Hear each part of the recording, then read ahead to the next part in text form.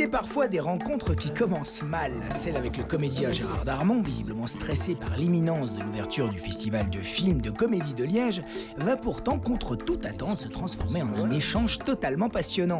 De Rabbi Jacob au cœur des hommes, il a traversé 4 décennies de cinéma. Si on le connaît aujourd'hui surtout pour ses rôles auprès d'Alain Chabat, La Cité de la Peur ou encore Astérix et Obélix Mission Cléopâtre, Gérard Darmon revient aussi sur des rôles plus exigeants où il se distingue particulièrement. Peu à peu, il se dévoile, même peut-être surpris de ne pas avoir à jouer l'amuseur public, mais plutôt amené à se plonger passionnément dans ses souvenirs de cinéma, quitte à ce que ceci soit lié à ses propres blessures d'homme. Allez, hop, home cinéma, c'est parti. Bonjour, je suis ravi de vous recevoir dans cette émission. D'habitude, on l'a fait dans un autre environnement. Là, on est venu vers vous, à Liège. Vous êtes président donc de la République. De la République, tout à fait. De la République de la Comédie à Liège, c'est ça? Voilà. C'est un nouveau festival, c'est ça? C'est la 2e édition de ce festival. Donc c'est aussi l'occasion de parler de votre parcours, qui est assez impressionnant quand même. Non, mais vraiment, c'est presque 4 décennies de cinéma. Oui, ouais. À ce point-là. En fait, j'aimerais comprendre qu'est-ce qui vous amène au cinéma? Ce qui m'amène à ça, c'est très simple. J'ai fait pendant quelques années avant du théâtre, parce que moi je pensais être un acteur de théâtre, un acteur de troupe même.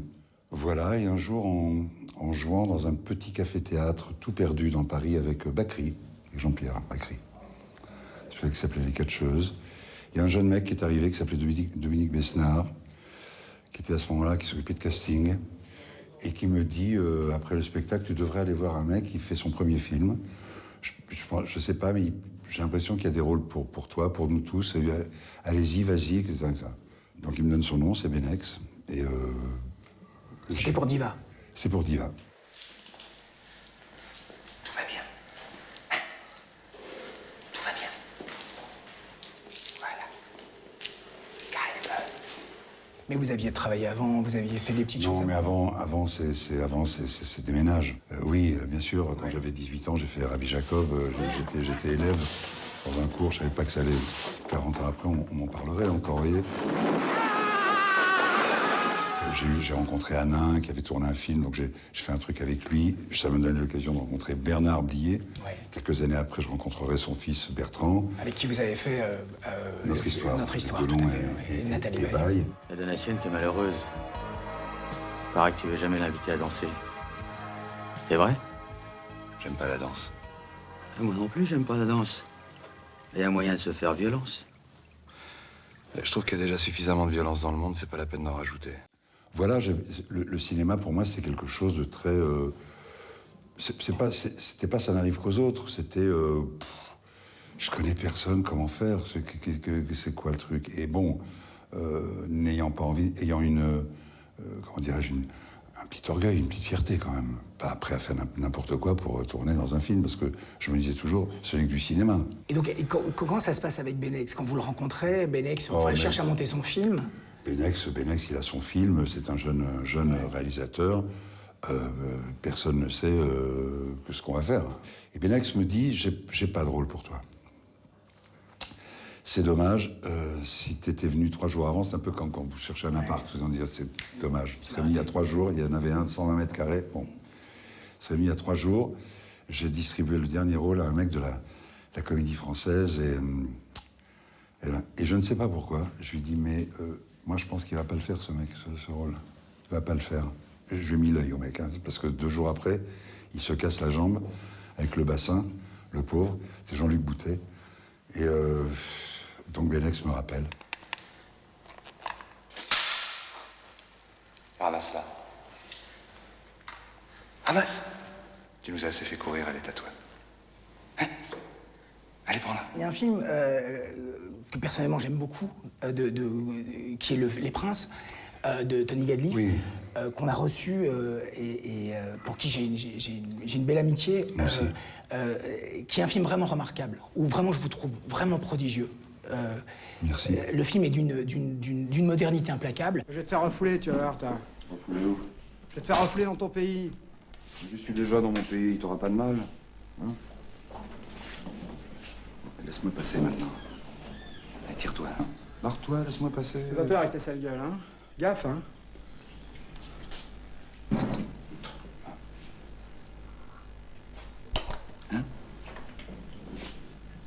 Allez, viens prendre un verre. Allez, sors dehors. Je vais te péter la gueule, moi. Viens. Tu veux te battre? Viens si t'es un homme, viens. Tu veux te battre Viens. avec moi? Regarde, regarde. Ah, mes petits bras. Tu vas me casser en deux, là.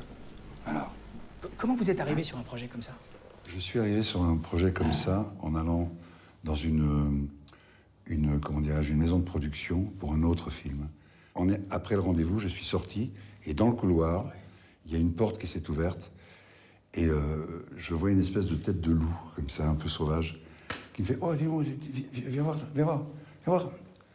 Donc j'y vais, il me fait « ça t'intéresserait de faire un gitan, un truc ?» Il me dit « Je te propose ça parce que quand je t'ai vu passer là, j'ai vu que tu pouvais porter un téléviseur dans un terrain vague, un téléviseur cassé dans un terrain vague. » Il dit, tiens, lis ça, c'est comme ça que c'est fait, hein. Je rajoute pas, c'est pas de la légende, machin.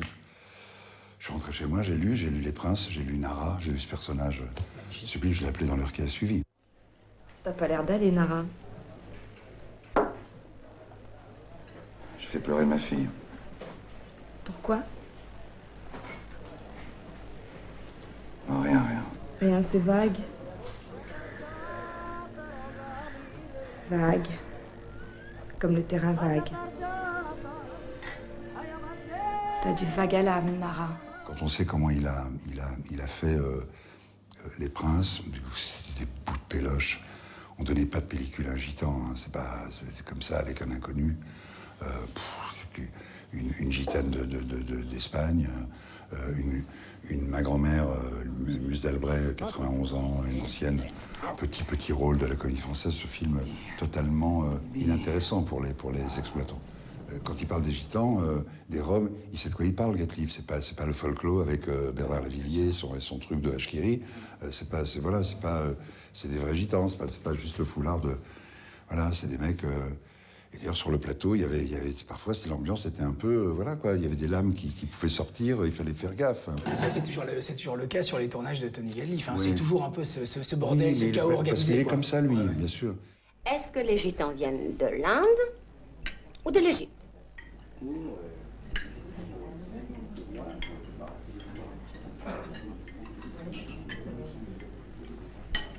Ouais. Tu sais d'où je viens, là? D'une décharge publique. Tu sais ce que j'ai été faire là-bas? C'est un terrain qui m'était réservé pour camper. Votre premier film avec le louche, c'est à nous deux, c'est ça? Oui. Où vous violez Catherine Oui, Deneuve. c'est Beauvaillant. Oui, enfin, oui, voilà. Et c'est votre première incursion dans l'univers de la Je louche. suis figurant, carrément. Vous voit. On est en 74, je suis encore en plein dans mes cours, je suis pas encore... je commence à jouer à peine au théâtre, c'est pas...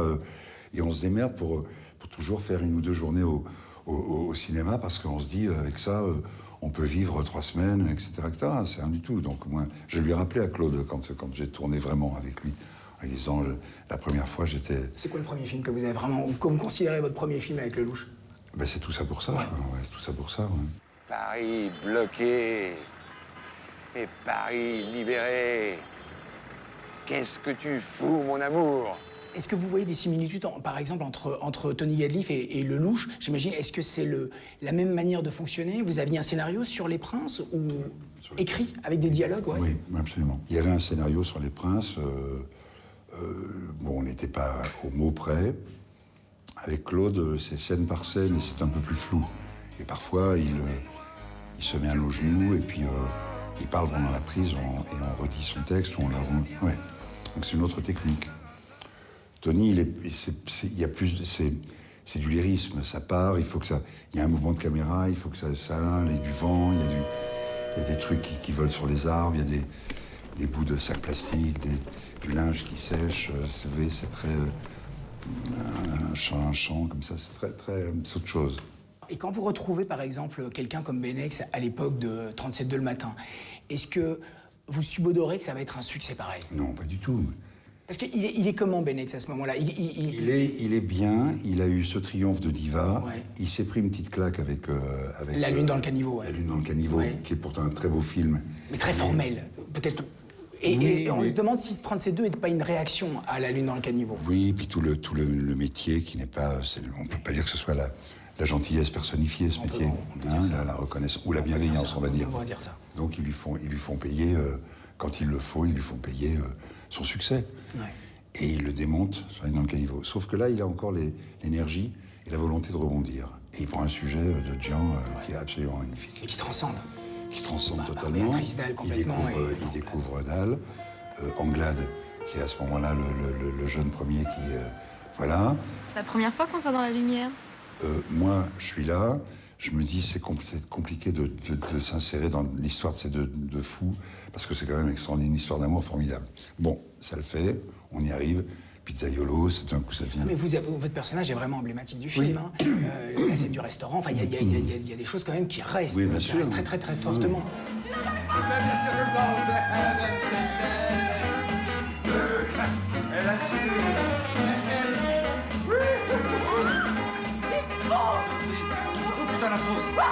Comment vous viviez cette époque absolument incroyable quand même du Dans cinéma l'insouciance, français? Ouais.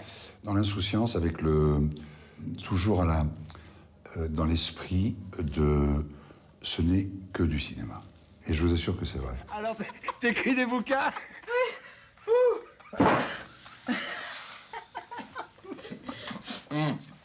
Tu gagnes du blé un peu? Hein? Tu gagnes du pognon avec ça? Hein? Oui, ça m'arrive, oui. Remarque que c'est un bon plan, hein. C'est un bon plan, t'es tranquillou derrière ton bureau, t'écris, et puis après tu passes à la caisse. C'est ça. J'aimerais évoquer le film de Bigas Luna, pardon, que j'aime beaucoup. La Lune et le Téton, qui est un film pour moi vraiment prodigieux. Donc c'est Bigas Luna qui termine sa trilogie espagnole. Comment vous êtes arrivé sur un film comme ça? Je suis arrivé sur un film comme ça parce que la mère de mes enfants, la femme avec qui je vivais à l'époque, Mathilde Amet, voilà, est choisie pour faire le rôle. Et il cherchait le mec. Et j'entends parler de noms comme ça, je dis mais quoi, ça vous chipote un peu. Et là je fais le forcing. J'y suis allé. J'y allé, j'appelais dans sa chambre d'hôtel, j'appelais partout, j'ai vraiment fait le forcing. J'ai pas envie que ma femme de l'époque tourne ce genre de personnage avec... Donc je l'ai fait. Aujourd'hui, un Espagnol m'a chanté une chanson. Rien que pour moi. Il m'a dit qu'en le touchant, ça lui faisait de l'électricité. C'est un des gars de l'école de surf. Lequel des deux? Le plus petit. Tant mieux. Je pourrais les casser la gueule. C'est un homme extraordinaire, paix à son âme, qui m'a beaucoup appris. Une espèce d'esthète comme ça. Il m'a initié à la photo. C'est lui qui m'a offert mon premier petit Leica. Et puis on a eu des rapports, parce que je parle un peu espagnol, assez conséquents. On parlait d'autre chose que du cinéma. Enfin, en réalité, on parlait de la vie, donc on parlait aussi du cinéma. Alors d'une poésie prêt à tout, espèce de personnage aux cheveux rouges, ce pétomane qui vit avec cette danseuse sur la musique de Piaf. Il y avait quelque chose, une espèce de bon, ça m'a plu. À Barcelone, cette tradition catalane, il y avait quelque chose de très fort. Hein. Lui aussi savait de quoi il parlait. C'est comme Get Live, c'est comme Tony, quoi. Maurice, le pétomane, le roi du feu! Dans les années 90, vous rencontrez quelques problèmes, on peut dire. À la fin des années 90. À la fin des années 90. Comment vous l'avez vécu, ça? Parce que ça doit être quand même très particulier. Mais vous savez, c'est difficile de dissocier sa vie d'homme privé à celle de l'acteur. Il y a une interdépendance, il y a une communication. Ouais, c'est complètement poreux, quoi. Mon matériau, c'est quoi? Si c'est pas mon vécu, j'ai pas de piano, je fais pas de bar, j'ai pas d'autre truchement que mon vécu, ce que je pense, Bon, en 97, il se trouve que, pour des raisons personnelles, ma vie explose, ma vie sentimentale. Je vous avais dit qu'on n'en parlerait pas. Non, mais c'est pas grave. Et la question était joliment posée. Donc voilà, ça explose. Et quand ça explose, on n'a plus envie de faire quoi que ce soit. Donc quand on n'a plus envie, on fait pas. Et quand on fait pas, on s'éloigne du rivage petit à petit. On s'éloigne, on s'en rend pas compte. On s'éloigne. Et les autres continuent, ça bosse, ça prend ta place, ça pique. Bien sûr. T'es autre part, t'es en souffrance. Mais dans cette souffrance-là, il y a un autre ami qui est ami à l'époque, parce que maintenant je suis fâché à mort avec lui, mais à l'époque c'était un ami très cher, qui est un peu dans la même situation, pas sentimentale, mais personnelle. C'est Marc Esposito. J'avais à l'époque un très grand appartement, donc il vient habiter à la maison, il n'avait pas où aller. Et un jour, moi qui était une espèce de thérapie, puisque je ne fais pas d'analyse, j'écrivais beaucoup, j'écrivais tout ce qui me passait par la tête pour vider tout ça. J'étais en train d'écrire et continuellement il était dans le salon, il me disait, tu sais, on devrait écrire une histoire de... Je devrais écrire une histoire de... Je dis, mais de quoi, Marc? Lui, à l'époque, il est journaliste. Il est journaliste. Oui, ouais. Je vais finir ma phrase. Il me dit, je sais pas, tu vois, des mecs comme nous, regarde, 40, 50 ans, on se marre, en même temps on souffre, et puis on a des gonzesses, puis on les a plus, puis elles nous quittent, puis on pleure, puis on rit, puis les enfants, puis... je dis, ben, je sais pas, j'avais une rame de papier à côté, je dis, ben, oui, c'est une bonne idée, tiens, vas-y, démarre. Moi, je me remets à mon truc. Et il écrit les 4 premières séquences du Cœur des hommes. Ah, merci Dédé. Merci Dédé. Ah oui, au fait, il y a Manu qui vient ce soir à la maison après avoir dîné avec sa mère. Alors si ça vous dit, non, moi ce soir je reste à Casa. Moi aussi. Mais c'est comme vous voulez, hein. Il y a les hommes libres, puis il y a les autres. Les hommes heureux. La Cité de la Peur est un film vraiment extraordinaire. On peut le dire, c'est un humour... corrosif de l'époque. Corrosif, bon, on est vraiment dans les grandes années de Canal+, c'est les années des nuls. Comment vous arrivez sur un film comme La Cité de la Peur? Eh bien parce qu'ils m'ont appelé pour faire leur émission, qui était à l'époque Les Nuls, l'émission tous les samedis soirs. Qu'on a fait l'émission ensemble, que ça c'est pas qu'on a ri, mais c'est qu'on on a bouffé la moquette de rire, et que on s'est dit, c'est un jour, si on a l'occasion, voilà. Vous voulez un whisky? Oh, juste un doigt.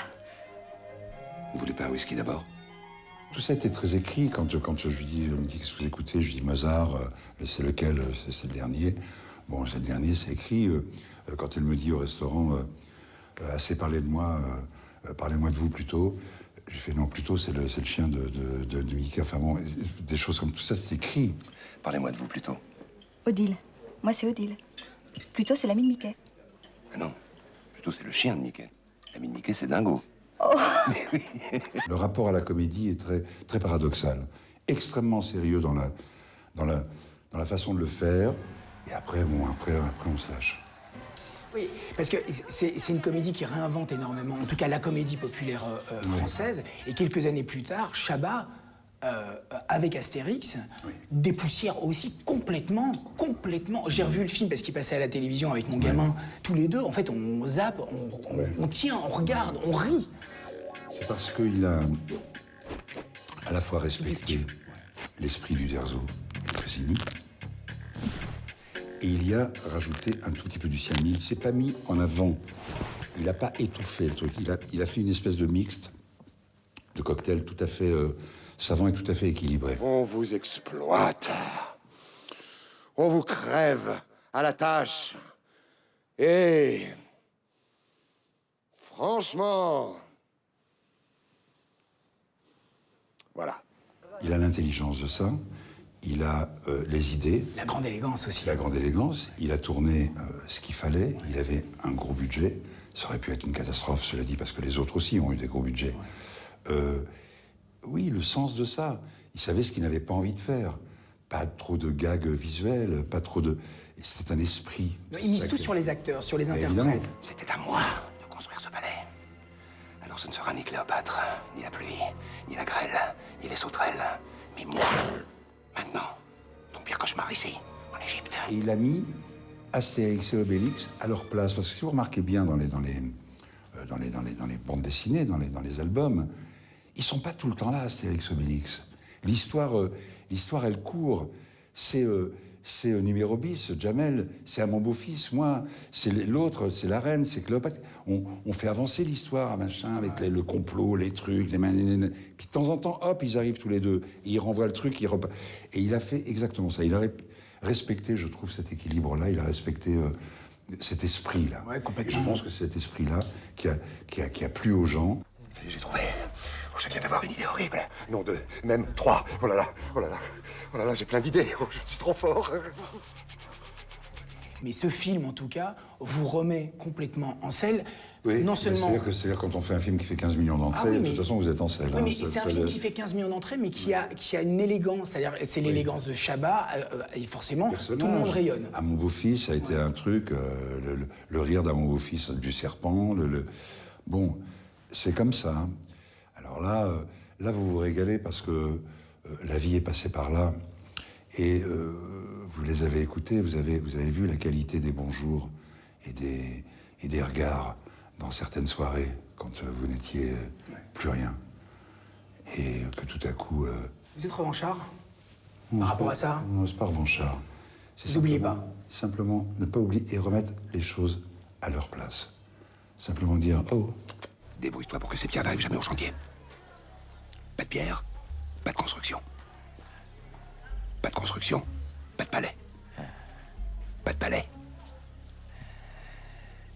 Pas de palais. J'étais frappé de voir quand même l'extraordinaire filmographie que vous avez. Et je pèse mes mots, vraiment. C'est pas du tout de la flagornerie, absolument. C'est pas du tout le genre de la maison. Hein. Je m'étonne moi-même de temps en temps. Je veux pas faire Sacha Guitry, mais je m'étonne moi-même.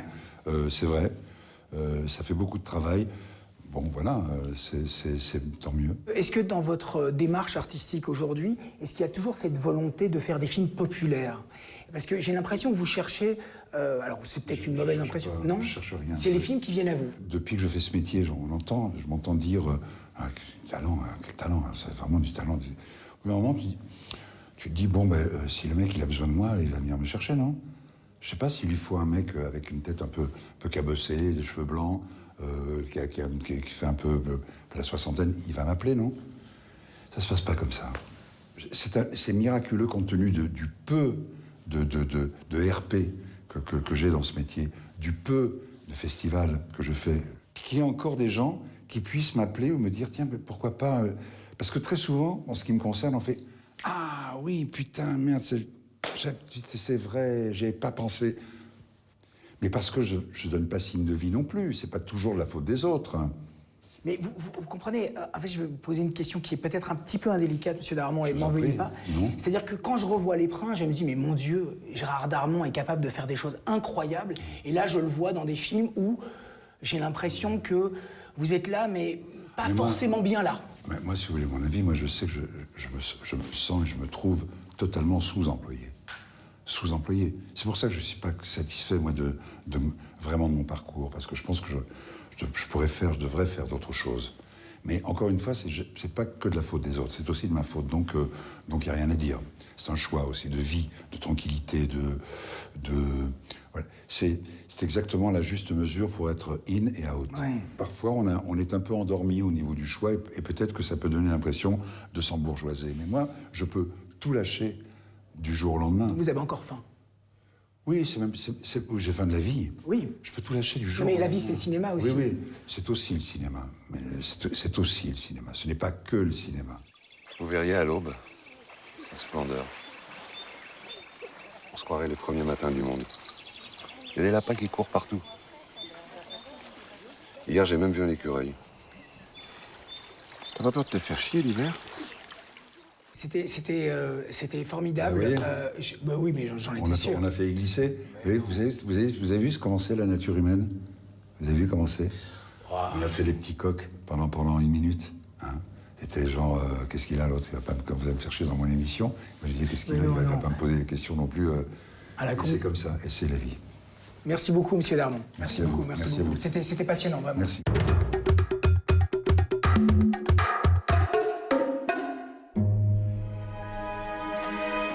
Votre Majesté, il me revient, après ces longues années de guerre avec l'Espagne, de veiller à tout prix à maintenir la paix. Nous pensons pour cela que votre mariage avec votre cousine Germaine, la fille de Philippe V, le roi d'Espagne, donnerait à la relation entre nos deux pays un tour apaisé. Ma chère fille, vous voilà désormais reine de France. Quant à vous, mon fils, nous allons vous marier à Louise-Élisabeth d'Orléans. Deux jeunes princesses sacrifiées sur l'autel des jeux de pouvoir. Cette insouciance trop tôt enlevée est le résultat d'une idée du régent de France, Philippe d'Orléans, interprété par le très ardennais Olivier Gourmet.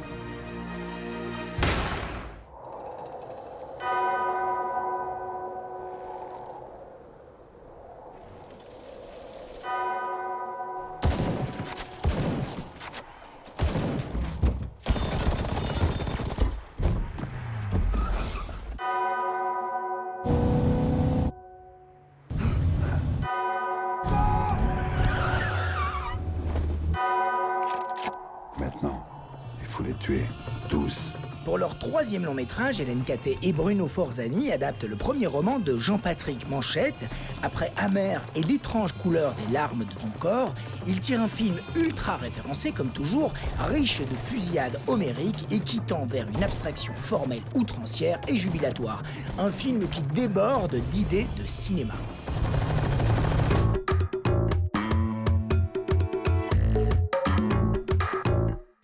Le jour le plus court, c'est le 21 décembre. Et c'est un jour fort intéressant parce que dès le 22, le jour allonge. La communauté française en profite pour faire un événement tous les ans, pour faire la promotion d'un genre qui est un petit peu négligé, on va dire, qui est le court-métrage. Le jour le plus court, 4e. Cette édition est particulière puisque comme elle est concomitante aux 50 ans du cinéma belge, on en profite pour présenter des courts-métrages qui ont jalonné l'histoire du cinéma belge. Bon, c'est bien, mais il y a un truc qui manque. Bon, je sais pas quoi, mais il y a un truc qui manque, on peut pas tourner dans cet état. Pour moi, le court-métrage est un genre aussi noble que le long ou que le documentaire. Les gens ont tendance à penser plutôt que le court-métrage, c'est un tremplin, c'est un essai vers le long. Oui, c'est aussi ça, c'est quelque chose qui est pratiqué dans les écoles, parce qu'autant se casser la gueule sur un court-métrage que sur un long. Donc ça, c'est effectivement, c'est un tremplin.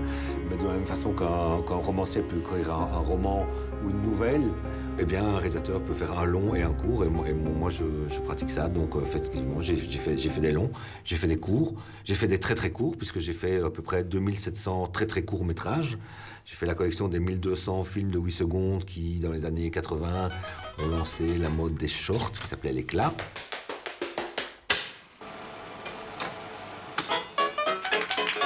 Et puis, après avoir fait mon premier long métrage, j'ai fait un court métrage qui s'appelle Le Réveil, qui a eu 22 prix dans le monde, qui est sorti dans des salles, dans les pays où on ne sort pas les courts métrages en salle, et puis qui a eu notamment le Rail d'Or à Cannes.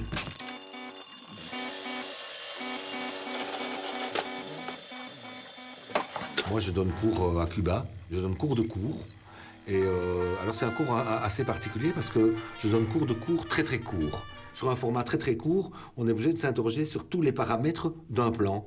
Pourquoi le cadre? Pourquoi la vitesse de la caméra? Pourquoi telle lumière?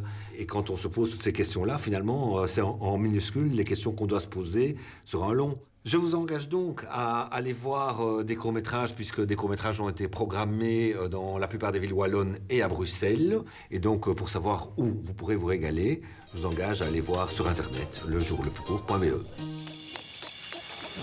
C'est le film Une part d'ombre de Samuel Tillman qui fait l'ouverture du Bifilm Festival ce mardi 19 décembre.